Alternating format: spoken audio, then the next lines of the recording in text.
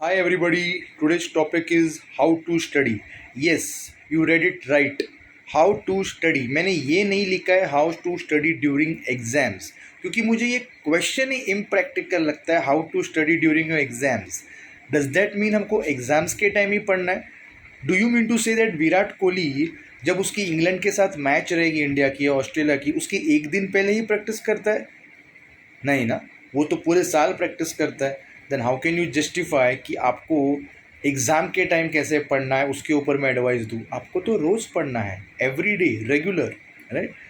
तो आज का वीडियो हम स्टार्ट करेंगे with n number of examples and this video is for students, teachers and parents. पढ़ते कैसे है, क्या क्या स्ट्रेटजीज है.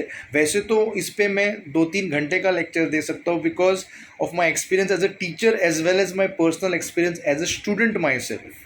लेकिन I have try to make it short और उसको इस छोटे से वीडियो में कोशिश की है कि आपको अलग अलग टिप्स ट्रिक्स बताऊँ कैसे पढ़ना है.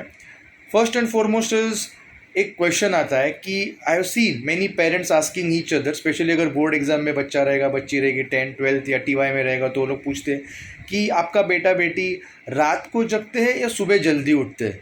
I really keep wondering because I have done nothing of such sort. मैंने ऐसा कुछ भी कभी किया नहीं है, ना रात को जगना ना सुबह उठना. मैं ये नहीं कहता हूँ कि रात को जगना या सुबह उठना इज़ गलत बात, बट मुझे स्ट्रेंज लगता है पेरेंट्स नेवर आस्क कि आपका बेटा पढ़ता है या आपकी बेटी पढ़ती, ये नहीं, रात को जगता है कि सुबह जल्दी उठती, ये कौन सा सवाल हो. I give an unique example. एक डांस कंपटीशन है, वहाँ पे 3 पार्टिसिपेंट्स हिस्सा लेते हैं. एक बंदा बोलता है मैं ट्रेडिशनल ड्रेस पहनूंगा और मैं ट्रेडिशनल टाइप का डांस करूँगा. दूसरा बंदा या बंदी बोलते हैं कि what they would wear is a western outfit और पूरा वेस्टर्न डांस परफॉर्म करेंगे. और तीसरा बोलता है मेरे पास नहीं है ये सब, मैं नॉर्मल जो प्लेन कपड़े उसी में डांस करूँगा. एंड डे अराइव्स, वो जो कंपटीशन डे है, जो वेस्टर्न वाला है वो वहाँ पे डांस करने जाता है और पता नहीं ऐसा उसको लेके लगता है कि कोई पीटी का एक्सरसाइज कर रहा है. फिर ट्रेडिशनल जो पहन के गया है उसका चांस आता है, उसको देख के ऐसा लगा इसको तो ओलंपिक्स में भेजना चाहिए, गोल्ड लेके आया, ऐसा कुछ एथलेटिक्स के परफॉर्मेंस करते हैं, डांस तो कोई दिखता ही नहीं है. एंड देन दिस पर्सन जिसने ना वेस्टर्न पहना है ना ट्रेडिशनल पहना है वो परफॉर्म करता है and he gets the first prize. You are getting it? कुछ समझ में आया? मे बी वो वेस्टर्न डांस वाला इज रात को जगने वाला, ट्रेडिशनल कपड़े पहनने वाला इज सुबह जल्दी उठने वाला. तो फिर वो प्लेन ड्रेस वाला कौन है? पढ़ने वाला, सिंपल पढ़ाई करने वाला. वॉट आई मीन टू से इज पढ़ाई करना इज इम्पॉर्टेंट, नॉट आप कब बैठ रहे हो. अब उसमें आप मुझे आर्ग्यूमेंट या डिबेट करोगे कि फोकस नहीं लगता दूसरे टाइम में. Well this can be, you know, this argument can be bought by me. लेकिन अगर मैं फोकस की बात करूँ तो रियली हम में फोकस का भी लैक, फोकस की कमी है? बिल्कुल नहीं. आपको एक एग्जांपल दूँ, I have seen many people, वो माला जपते हैं, माला जपते वक्त उनका ध्यान यहाँ वहाँ रहता है कौन क्या कर रहा है. कुछ तो एक हद तक आगे जाके माला जपते वक्त अरे वो उधर रख देना, फोकस ही नहीं है. स्टूडेंट्स टीचर सिखाते वक्त, आजकल तो ऑनलाइन है सब कुछ, फोकस ही नहीं है. अब मैं कहता हूँ मैं सबको 5,000 रुपये बांटता हूँ, ईच वन ऑफ यू 5,000, आपको बोलता हूँ मैंने गिने नहीं है, ठीक से गिनना. अब फोकस देखना, जब वो काउंट करोगे ना नोट्स, ना आपको कोई दूसरी आवाज़ सुनाई देगी ना कोई दिखाई देगा. नोट्स काउंट करते हर एक जन फोकस रहता है. दिस शोज की फोकस हम सब में है, हम कर सकते हैं. We have the capacity to focus on a particular thing but we are not determined to do it, specially when it comes to studies. तो फोकस का बहाना मत दो, वो कोई भी टाइम में हो सकता है. Getting it? दूसरी चीज़ एक आती है नंबर ऑफ आवर्स कितना स्टडी करना है. अब कोई बोलता है अरे मैं 10th में गया या मैं 9th में गया, वॉट एवर, मुझे इतना घंटा पढ़ना है, इतना आवर्स से. I can not say you कितना घंटा पढ़ना है, it is up to your capability, capacity जैसे है.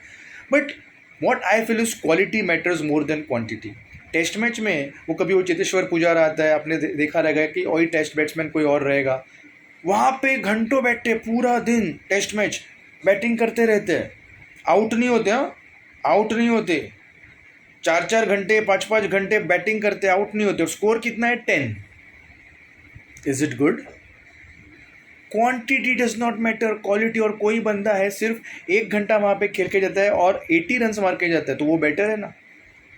हो सकता है कोई ऐसे भी हो 5 घंटे रहे वहाँ पे और सेंचुरी मारे, तो ठीक है भाई, आप 5 घंटे रह के सेंचुरी मार रहे हो. बट आप क्या कर रहे हो? आप सिर्फ आवर्स देख रहे हो, मैं 3 घंटा बैठा, मैं 4 घंटा, अंदर का प्रोडक्टिविटी क्या, what about the productivity, the output, वो कुछ नहीं है।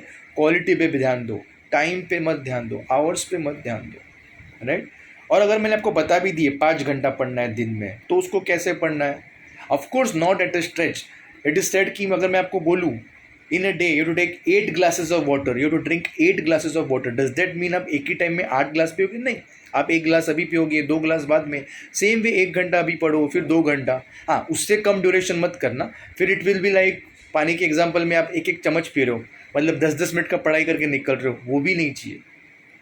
तो फोकस, टाइम मैनेजमेंट, क्वालिटी पे, इन चीज़ों पे ध्यान देना है। और एक चीज़ होती है आपका एनवायरनमेंट, आपका surrounding, which really impacts your mood off studying.